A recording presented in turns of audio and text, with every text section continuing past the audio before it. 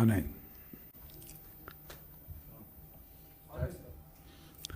అందరికీ నమస్కారం. తెలుగుదేశం పార్టీ ఆవిర్భావం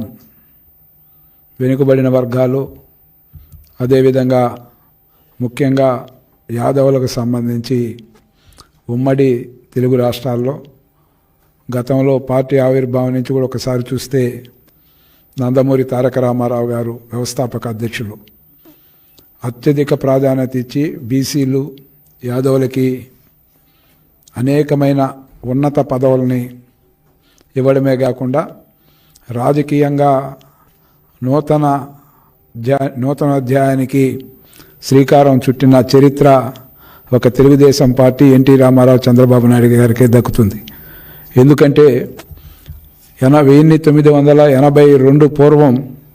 ఉమ్మడి రాష్ట్రంలో బీసీలన్నా యాదవులన్నా ఒక చులకన భావంతో ఆనాటి ప్రభుత్వాలని ఆనాడు కాంగ్రెస్ పార్టీ ఏ విధంగా పరిపాలన అందించడం మనం చూసాం. ఎన్టీ రామారావు గారు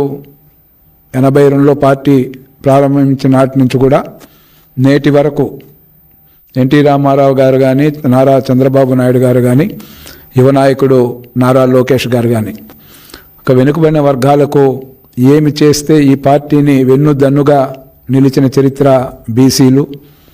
అందులో ముఖ్యంగా యాదవులు, వీళ్ళందరికీ కూడా వాళ్ళ కుటుంబాల్లో వెలుగుని నింపాలనే ఒక ధ్యేయంతో రాజకీయంగా ఉన్నత పదవులు ఇవ్వడం కావచ్చు, అదేవిధంగా ఆర్థికంగా వాళ్ళ బలోపేతానికి కృషి చేసి, మీ అందరికీ తెలుసు ఏదైతే బీసీలకు అందరూ కూడా చేతి వృత్తులకి, కుల వృత్తులదారులందరికీ కూడా ఆదరణ పథకం కింద కోట్లాది రూపాయలు వెచ్చించి వాళ్ళ కుల వృత్తుల్ని కంటిన్యూ చేయడమే కాకుండా వాళ్ళ యొక్క కుటుంబాలు దీన్ని వాళ్ళ చేతిలో మీదుగా నిలుపుకునే విధంగా ఒకరిని చేయి చాచి అడిగే అవకాశం లేకుండా, ఎందుకంటే వెనుకబడిన వర్గాలకు సంబంధించి చూస్తే వ్యక్తిగతంగా కూడా అందరూ కూడా మొదటి నుంచి పేద వర్గాలు అనుభవిస్తూ వాళ్ళు జీవితాలు లాక్కొని మనం చూస్తాను. ఇదే సందర్భంలో ఇప్పుడు మమ్మల్ని కూడా ఇక్కడ డైరెక్టర్లు అందరు కూడా ఆంధ్ర రాష్ట్రంలో విభజన అయినాక ఆంధ్రప్రదేశ్లో ముఖ్యంగా యాదవులకు సంబంధించి కార్పొరేషన్ని అనౌన్స్ చేయడం, దానికి నన్ను చైర్మన్గా నియమించడం, డైరెక్టర్లుగా 15 మంది నియమించి అందులో ఎన్డీఏ కూటమి తరపున జనసేనకు 2, బీజేపీకి 1, మొత్తం 15 మందితో ఈ కమిటీని ఏర్పాటు చేయడం జరిగింది. ఈ కమిటీ యొక్క ప్రమాణ స్వీకార మహోత్సవాన్ని రేపు ఏప్రిల్ నెల 2వ తారీఖు విజయవాడ నడిబొడ్డున గల ఏదైతే తిమ్మలపల్లి కళాక్షేత్రంలో 2వ తారీఖు 2/4/2025న ఉదయం 9 గంటల నుంచి 12 గంటల లోపల ఆ ప్రమాణ స్వీకారం జరుగుతుంది. ఈ కార్యక్రమానికి ఏదైతే యాదవ ప్రముఖులు, మంత్రులు, ఎమ్మెల్యేలు, ఎంపీలు, అదేవిధంగా వెనుకబడిన వర్గాలకు సంబంధించిన ముఖ్య నేతలందరూ కూడా, మంత్రులు అందరూ కూడా హాజరవుతూ ఉన్నారు. కాబట్టి ప్రజలందరూ కూడా ఇటు యాదవ కుల సంఘాలు, యాదవ దీనికి సంబంధించిన తెలుగుదేశం పార్టీతో అనుబంధంగా ఉన్న అందరూ కూడా పాల్గొని, అటు యాదవులు ఇటు బీసీలు అందరూ కూడా పాల్గొని విజయవంతం చేయాలని కూడా, ఏదైతే యాదవ దీనికి సంబంధించి ఆంధ్రప్రదేశ్ యాదవ సంక్షేమ అభివృద్ధి సంస్థ చైర్మన్ అయిన జి నరసింహ యాదవ్ అయిన నేను అందరినీ కూడా కోరుకుంటా ఉన్నాను. ఎందుకంటే ఈ 3 ప్రాంతాల్లో కూడా, అటు రాయలసీమ కావచ్చు, ఇటు వైజాగ్ తదితర ప్రాంతాలు కావచ్చు, ఈస్ట్ వెస్ట్ ప్రాంతాలు కావచ్చు, 3 ప్రాంతాల్లో కూడా యాదవుల యొక్క దీన్ని వాళ్ళు ఏ విధంగా కోరుకుంటా ఉన్నారో ఎన్డీఏ కూటమి తెలుగుదేశం పార్టీ ముఖ్యమంత్రి చంద్రబాబు నాయుడు దగ్గర నుంచి ఆ విషయాలన్నీ కూడా వాళ్ళ కోరుకున్న విధంగా వాళ్ళకు సహాయం అందించాలనే దిశగా ఈరోజు రాష్ట్ర ముఖ్యమంత్రి వర్యులు శ్రీ నారా చంద్రబాబు నాయుడు గారు భావిస్తూ ఉంటారు. గతంలో చూసాం మనం, ఎవరెవరి పేర్లతోనో గత ప్రభుత్వాలు జగన్మోహన్ రెడ్డి చూస్తే ఎవరికి లోన్లు ఇచ్చారో తెలియదు. ఏ విధంగా భారీ ఎత్తున కూడా అవినీతి అక్రమాలకు ఏ విధంగా తావిచ్చే విధంగా వాళ్ళ పరిపాలన సాగించి పేరుకే ఉత్తుత్తి చైర్మన్ని కుల సంఘాలకి పెట్టిన చరిత్ర మనం చూసాం గత 5 సంవత్సరాలు. కానీ ఈరోజు దానికి భిన్నంగా ఒకే ఒక్క మాట చెప్పడం జరిగింది చంద్రబాబు నాయుడు గారు. ఏదైతే బడ్జెట్లో ఇప్పుడు 7,085 కోట్లు కేటాయించామో ఆ మొత్తం డబ్బు కూడా మొత్తం ఈ పేద వర్గాలకు సంబంధించి ABCD కేటగిరీ వారీగా డివైడ్ చేసి బడ్జెట్ కూడా ఈ యొక్క కేటగిరీ వారీగా ఆ కుల సంఘాలకు ఇచ్చే విధంగా నిర్ణయం చేసి ఇప్పుడు మా గ్రూప్ కూడా మొత్తం D గ్రూప్లోకి వస్తుంది. దానికి సంబంధించి కూడా ఏదైతే యాదవులకు సంబంధించి కోరుకుంటా ఉన్నారో ఇప్పుడు చదువుకున్న యువత ఉంది.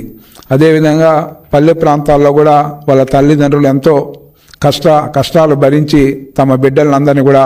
యాదవులందరూ కూడా చదివించుకున్న ఇది మనం చూస్తాను. ఇప్పుడు అలాంటి యువతకు మనం ఏ విధమైన వాళ్ళు ఏదైతే ఆశిస్తూ ఉన్నారో దానికి అనుగుణంగా మన పరిపాలన పరంగా ఈ బడ్జెట్లో కేటాయించిన సొమ్ము వాళ్ళ దరి చేరే విధంగా వాళ్ళ కుటుంబాలన్నీ కూడా సుఖ సంతోషాలు వెలుగులు నింపే విధంగా చంద్రబాబు నాయుడు గారు వచ్చారు. యాదవ కుటుంబాలకి స్వర్ణయుగం స్టార్ట్ అయిందనే విధంగా వాళ్ళందరూ కూడా ఆశిస్తూ ఉన్నారు. మేము కూడా గతంలో తిరుపతి అర్బన్ డెవలప్మెంట్ అథారిటీ చైర్మన్గా పనిచేశాం. తిరుపతి అగ్రికల్చర్ మార్కెట్ కమిటీ చైర్మన్గా పనిచేశాం. ఎన్టీ రామారావు గారు పార్టీ ఆవిర్భావం నుంచి 1982 నుంచి నందమూరి తారక రామారావు గారి అభిమానిగా, అదేవిధంగా ఏదైతే నారావారి కుటుంబంతో ఉన్న సాన్నిహిత్యంతో కానీ ఇవన్నీ క్రోడీకరించుకొని రాబోయే రోజుల్లో ఈ రాష్ట్రంలో యాదవ కుటుంబాలకు సంబంధించి వాళ్ళకి ఒక బంగారు భవిష్యత్తు కల్పించే విధంగా నిర్ణయాలు ఉంటాయి. గతంలో మనం చూసాం ఈ యొక్క కార్పొరేషన్కి సంబంధించి ఆడ అధికారులు అడగడం జరిగింది. మినిట్స్ ఏమన్నా చేశారా, మినిట్స్ కానీ ఆ మీటింగ్లకు సంబంధించి ఏదైనా నిర్ణయాలు చేశారా, తదనుగుణంగా పోవాలని అధికారులను అడిగితే ఏ ఒక్కరు కూడా ఒక కార్పొరేషన్కి మినిట్స్ బుక్ మెయింటైన్ చేయడం కానీ లేదా కార్పొరేషన్లో విధి విధానాలు నిర్ణయించడంలో కానీ తీవ్ర వైఫల్యం చెందారు. ఎలాంటి డేటా కూడా లేదు. అంటే ఎంత నిర్లక్ష్యమో దీన్ని బట్టి అర్థమవుతుంది. నేను మొన్న కూడా వెళ్ళి ఈ యొక్క యాదవులకు సంబంధించి ఏదైతే డేటా మొత్తం ఇప్పుడు అధికారికంగా కూడా 2024 డేటా ప్రకారం 25 లక్షల మంది ఉన్నారు యాదవులు అని చెప్తా ఉన్నారు. కానీ అది కూడా కరెక్ట్ కాదు. ఎందుకు ఆ సంఖ్య కరెక్ట్ కాదంటే సరైన ఏదైతే కుల గణన చేపట్టలేదు గత ప్రభుత్వం. అదేవిధంగా ఈరోజు మన ముఖ్యమంత్రి చంద్రబాబు నాయుడు గారు బీసీల రిజర్వేషన్ చట్టసభల్లో కల్పించాలనే దిశగా ఏ విధంగా నిర్ణయాలు చేసి ముందుకెళ్తూ ఉన్నారో చూస్తా ఉన్నాం. అదేవిధంగా రాబోయే రోజుల్లో ఈ యొక్క వెనుకబడిన వర్గాల్లో పెద్దన్న పాత్ర పోషించే యాదవ్ కులానికి సంబంధించి మేమందరూ కూడా మొదటి నుంచి కూడా యాదవులకు సంబంధించి మా తండ్రి గారు కదిరప్ప యాదవ్ ఆయన దగ్గర నుంచి కూడా కుల సంఘాల్లో పనిచేసి నేను కూడా కుల సంఘాల్లో పనిచేయడం జరిగింది. అదేవిధంగా వెనుకబడిన వర్గాలకు సంబంధించి ఆ యొక్క వెనుకబడిన వర్గాల కుల సంఘాల్లో కూడా నేను పనిచేశాను. 1982 నుంచి ఏదైతే ఎన్టీఆర్ అభిమానులు చంద్రబాబు నాయుడు గారి అభిమానులుగా మేము రాజకీయ ప్రవేశం చేసినాక అనేక విధాలుగా కూడా ఈ యొక్క తెలుగుదేశం పార్టీ తరఫున అనేక మందికి మా వల్ల అయినంత వరకు చేయూతనివ్వడమే కాకుండా వాళ్ళ యొక్క పార్టీలో మొట్టమొదటి నుంచి చూస్తే యాదవులు కష్టపడినంత అంత నమ్మకంతో పార్టీ పైన నమ్మకంతో పార్టీ నాయకత్వం పైన నమ్మకంతో వాళ్ళ అహర్నిశలు కూడా 10 రూపాయలు 100 రూపాయలు కూలి పని చేసుకునే బీసీలు యాదవుల దగ్గర నుంచి చిన్నపాటి వ్యాపారాలు చేసుకునే వారు అందరూ కూడా తెలుగుదేశం పార్టీకి అండగా ఉన్నారు. ఈ రాష్ట్రంలో నాకు ఇచ్చిన ఈ అవకాశాన్ని, మా అన్న చంద్రన్న ఇచ్చిన అవకాశాన్ని ఖచ్చితంగా కూడా యాదవుల మనోభావాలను అద్దం పట్టే విధంగా ఆయన దృష్టికి తీసుకెళ్ళి వారి జీవితాల్లో వెలుగు నింపేదానికి నాకున్న ఈ అనుభవాన్ని, నాకున్న దీనికి సంబంధించి సాయశక్తులా కృషి చేసి అదేవిధంగా యాదవులందరూ కూడా మెచ్చుకునే రీతిలో ఈ కార్పొరేషన్ని ముందుకు తీసుకెళ్లేదానికి నా వంతు నేను కృషి చేయడం జరుగుతుంది. అదేవిధంగా నారా లోకేష్ గారు కూడా మొన్న తిరుపతికి వచ్చినప్పుడు కూడా చెప్పారు, పదే రాష్ట్ర వ్యాప్తంగా ఉన్న యాదవుల సమస్యలను క్రోడీకరించుకొని వాళ్ళకి ఏ విధంగా ఉపయోగపడగలం, ఏ విధంగా ప్రభుత్వ పరంగా బడ్జెట్లో కేటాయించిన నిధుల్ని సక్రమంగా వారందరికీ పేదలందరికీ అందే విధంగా నిర్ణయాలు తీసుకొని వారి యొక్క అభిప్రాయాన్ని 3 ప్రాంతాల అభిప్రాయాలను తీసుకొని ముందుకెళ్ళి వాళ్ళ జీవితాల్లో వెలుగులు నింపాలని నారా లోకేష్ గారు మంత్రివర్యులు తెలియజేయడం జరిగింది. ఇవన్నిటిని కూడా ఈరోజు ఎన్డీఏ కూటమి ప్రభుత్వంలో ఉన్నాం, భాగస్వామ్యంలో ఉన్నాం. ఇంకా కూడా రాజకీయంగా కూడా అనేక మంది కూడా ఈ ముఖ్యంగా బీసీలు కానీ యాదవులకు సంబంధించి కూడా అనేక విధాలుగా వాళ్ళకి అవకాశాలు రావాల్సిన అవసరం ఉంది. దానికి సంబంధించి కూడా రాబోయే రోజుల్లో జిల్లాల వారీగా కూడా పర్యటనలు చేసి వారి యొక్క సమస్యల్ని అటు చంద్రబాబు నాయుడు గారి దృష్టిలో పెట్టి ఖచ్చితంగా కూడా వాళ్ళందరికీ కూడా తగిన విధంగా న్యాయం చేసే దిశగా కృషి చేయడమే కాకుండా వాళ్ళ బిడ్డలందరూ కూడా ఈరోజు మీరందరూ చూస్తూ ఉన్నారు, ఐటీ రంగాన్ని అభివృద్ధి చేయడమే కాకుండా అనేక కంపెనీలను కూడా ఈ రాష్ట్రంలో ఇటు నారా లోకేష్ గారు కానీ, అటు శ్రీ నారా చంద్రబాబు నాయుడు గారు కానీ, పవన్ కళ్యాణ్ గారు కానీ, అదేవిధంగా కేంద్ర ప్రధానమంత్రి సహాయ సహకారాలతో ముఖ్యంగా పేద వర్గాలకి ఏ విధంగా వాళ్ళ బిడ్డలకు ఉద్యోగ అవకాశాలు కల్పించాలి, ఏ విధంగా వాళ్ళ చిన్నపాటి వ్యాపారాలు కానీ వాళ్ళకు తగిన విధంగా ప్రతి ఒక్క ఇంటిని కూడా ట్రేస్ చేసి వాళ్ళకి ఏ విధమైన సహాయ సహకారాలు ప్రభుత్వ పరంగా ఇవ్వాలో దాన్ని ఒక డేటా కలెక్ట్ చేసే విధంగా ప్రభుత్వం ఎన్డీఏ కూటమి చంద్రబాబు నాయుడు నాయకత్వంలో ముందుకెళ్తూ ఉంది. ఇవన్నిటిని కూడా పరిగణలోకి తీసుకొని రాబోయే రోజుల్లో యాదవ కార్పొరేషన్కి సంబంధించి 10 మంది మెచ్చుకునే రీతిలో 10 మంది ఈ యొక్క కార్పొరేషన్ని ద్వారా లబ్ధి చేకూరే విధంగా మా సాయశక్తుల కృషి చేస్తామని కూడా ఈ సందర్భంగా కూడా తెలియజేస్తూ 2వ తారీఖు ఏప్రిల్ ఇక్కడ ప్రమాణ స్వీకారం, తర్వాత తిరుపతిలో 4వ తారీఖు శుక్రవారం తిరుపతిలో కూడా భారీ ఎత్తున పూలే విగ్రహానికి పూలమాలేసి, అక్కడి నుంచి ఎన్టీఆర్ విగ్రహానికి పూలమాలేసి కచపి ఆడిటోరియం వరకు, తిరుపతి అర్బన్ డెవలప్మెంట్ అథారిటీ కార్యాలయం వద్దన కచపి ఆడిటోరియం వరకు కూడా ర్యాలీగా ఇటు యాదవులు బీసీలతో భారీ ఎత్తున ఇది ర్యాలీ నిర్వహించి అక్కడ కూడా స్థానికంగా రాయలసీమలో ఉన్న దీని అన్నింటిని కూడా అక్కడ చర్చించుకొని రాబోయే రోజులు ఎలా ముందుకెళ్లాలో, ఈ రాష్ట్రంలో తెలుగుదేశం పార్టీ ఒక్కటే యాదవుల కోసం, యాదవుల అభ్యున్నతి కోసం కృషి చేస్తూ ఉంది అనేది ఈరోజు మనం చూస్తాను. అదేవిధంగా ఈరోజు చీఫ్ సెక్రటరీ కావచ్చు, అదేవిధంగా అనేక పదవుల్లో కూడా యాదవులకి ఏది రాష్ట్ర పార్టీ అధ్యక్షులుగా పల్లా శ్రీనివాస్ గారు కావచ్చు, అదేవిధంగా చూస్తే అనేక మంది గతంలో చూస్తే టీటీడీ బోర్డు చైర్మన్ కానీ, అదేవిధంగా Tirupati urban development authority chairman కానీ, అదేవిధంగా అనేక పదవుల్లో కూడా యాదవులకి ప్రాముఖ్యతనిచ్చి తెలుగుదేశం పార్టీకి మరో పేరు ఏదైనా ఉంటే అది యాదవులు అనే విధంగా యాదవులను హక్కును చేర్చుకొని యనమల రామకృష్ణుడు గారు కావచ్చు, అదేవిధంగా ఇక్కడ పనిచేసి చాలామంది నిన్న కూడా ఎమ్మెల్సీ దీంట్లో కూడా బీద రవిచంద్ర గారిని ఎంపిక చేయడం. ఎందుకు చెప్తూ ఉన్నానంటే మొన్న 3 ఎంపిక చేయాలంటే ఎస్సీ అదేవిధంగా బీసీలకు ఇవ్వడం, ఇలాంటి సాంప్రదాయం తెలుగుదేశం పార్టీలోనే కొనసాగుతూ ఉంది. ఈరోజు జగన్మోహన్ రెడ్డి ఎన్ని మాట్లాడినా ఏం చేసినా, వైసీపీ శ్రేణులు ఎన్ని చేసినా కూడా ఎల్లప్పుడూ కూడా ఈ పార్టీ తెలుగుదేశం పార్టీకి అండదండగా వెన్నుముక్కగా నిలిచింది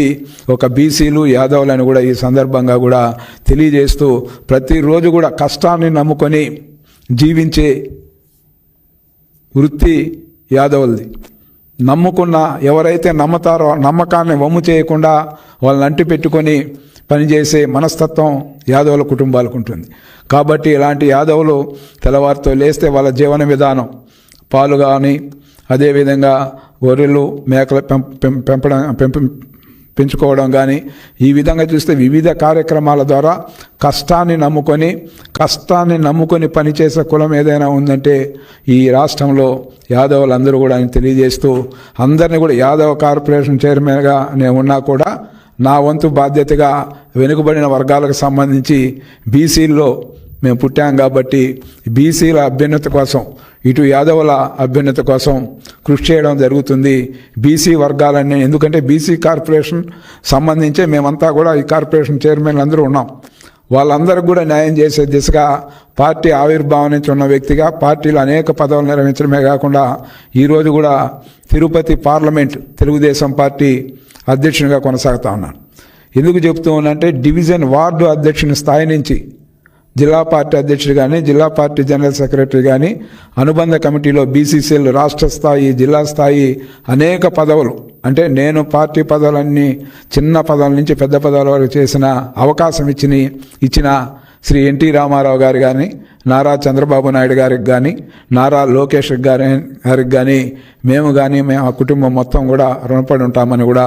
తెలియజేస్తూ, మరొక్కసారి ఆంధ్రప్రదేశ్లో యాదవుల యొక్క సమూహం మొత్తం కూడా తెలుగుదేశం వెంట నడిచే విధంగా మా సాయశక్తుల పనిచేసి కృషి చేసి వాళ్ళ మెప్పు పొంది తెలుగుదేశం పార్టీకి అండగా ఉండే, ఏ ఎన్నికలు వచ్చినా కూడా యాదవులంతా తెలుగుదేశం పార్టీకి అండగా ఉండే విధంగా మేము వాళ్ళ యొక్క మన్నలను పొందుతామని కూడా ఈ సందర్భంగా కూడా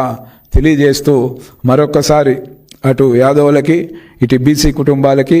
అదేవిధంగా అగ్రవర్ణాల్లో ఉండే పేదలందరికీ కూడా ఈ సందర్భంగా తెలుగుదేశం పార్టీ ఎప్పుడు కూడా మేము వెన్నంటుంటుంది. పేదల జీవితాల్లో వెలుగు నింపడమే ధ్యేయంగా తెలుగుదేశం పార్టీ ఈరోజు కార్యక్రమాలన్నీ మనం చూస్తూ ఉంటే వాళ్ళ యొక్క జీవితాల్లో వెలుగు నింపే విధంగా ఈ ప్రభుత్వ ఫలాలను వాళ్ళకు అందివ్వాలనే ఇదిగా ముఖ్యమంత్రి గారు పనిచేస్తున్నారు. ఆయనకి చేదోడు వాదోడుగా మా వంతు మేము ఉంటామని కూడా ఈ సందర్భంగా కూడా తెలియజేస్తూ సెలవు తీసుకుంటాను.